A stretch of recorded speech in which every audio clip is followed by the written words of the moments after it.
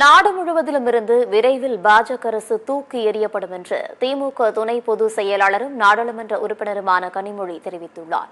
நெல்லை மாவட்டம் பாளையங்கோட்டையில் திமுக சார்பில் உரிமைகளை மீட்க ஸ்டாலினின் குரல் என்ற நாடாளுமன்ற தொகுதியின் பரப்புரை கூட்டம் நடைபெற்றது. இந்த கூட்டத்தில் தூத்துக்குடி நாடாளுமன்ற உறுப்பினர் கனிமொழி கலந்து கொண்டு பேசுகையில், மத்திய அரசு கொண்டுவரும் ஒவ்வொரு மசோதாவிலும் மாநில அரசின் உரிமைகள் பறிக்கப்படுவதாக குற்றம் சாட்டினார்.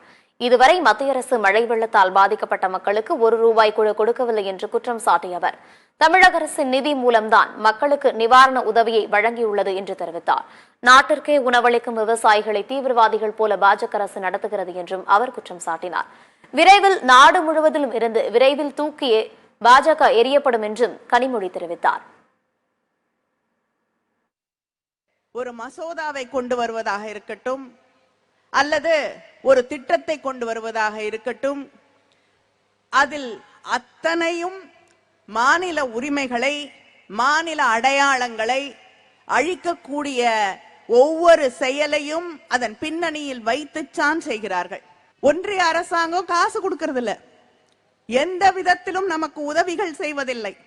தடைகள், தொடர்ந்து தடைகளை உருவாக்கி கொண்டிருக்கிறார்கள். இதையெல்லாம் தாண்டி மீறி முதன்மையான மாநிலமாக தமிழ்நாட்டை நாம் உருவாக்கி காட்டியிருக்கிறோம்.